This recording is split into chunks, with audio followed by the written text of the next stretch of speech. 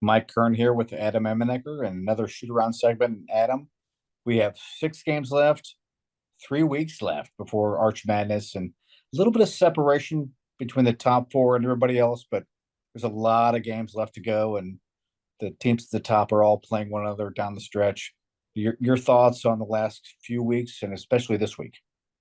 Yeah, I think, Mike, I'm not quite ready with 6 games left to start looking at first team all league, second team all league, all defensive. I think a lot of time left to still figure those out, but we might be pretty well set with the top four teams in the league, with Belmont right now sitting in fourth place by themselves, 2 games up on all the fifth place teams, Illinois State, UIC, and Southern Illinois. And so with six to play, to think that, maybe Belmont has to go 2-4 and one of those teams would have to go 4-2 and then work through the tiebreakers seems pretty unrealistic. And then you have Drake, Bradley, and Northern Iowa that seem pretty comfortable that they're going to get that Thursday bye and move into Friday in St. Louis. So, of course, have to take care of business. But I think those are the four teams that we've talked about the most this year of having the most sustained success, continuing that through so far to the second half of Valley play. And I think positioning themselves well for that first round bye in Arch Madness. Yeah, you talk about the top four, but who are the three or four teams that are knocking on the door that you want to talk about as maybe having a chance to knock through the door?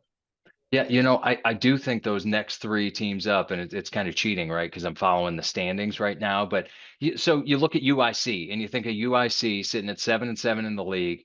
That's a group that not only beat Drake at home, but remember picked preseason 12th in the league and really have kind of cemented themselves as in the middle of the pack. And I think dangerous because of how good they can be offensively. Didn't have a great game against Southern Illinois this past weekend. I was in Carbondale for that one. Was just maybe a little bit flat, but the way the Flames can score and the balance they have on that team makes Rob Eson's bunch dangerous.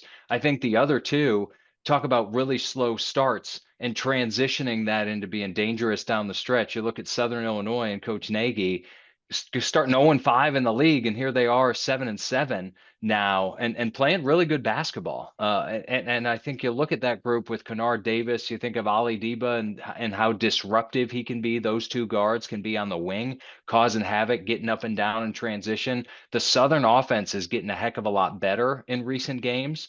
The other team I would mention that I think no one wants to see and is incredibly dangerous has two guys who may be first team all league level guys is Illinois State. And remember, we talked about Southern being 0-5 to start the league.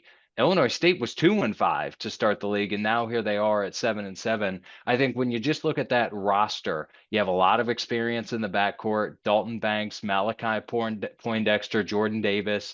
You got a premier scorer in Johnny Kinzinger, and then a guy that's probably the toughest matchup in the league in Chase Walker. I think that's a team that's hard to game plan for. So between those three, I think whether it's first round matchup, second round matchup, or the potential to get to Sunday, all three of them can beat any of the top four if they just play really well. Yeah, it's like we talked about it earlier as we started this segment off about 6 games left, 3 weeks left. A lot can happen, but it's crazy. We're almost into March already, and we've got a lot of basketball, but not a lot of basketball left, right? Well, and I think what's funny, Mike, and you kind of alluded to this. So you look at some of the games down the stretch, right? Like Drake playing at Illinois State, home for Bradley, home for UIC, at UNI. That is an absolute gauntlet for the Bulldogs, even though they sit in the pole position. Similarly, you look at Bradley SIU, then at Drake, then at Illinois State, and then close the year against UNI. So a lot of really competitive basketball to play, a lot of things still to be worked out.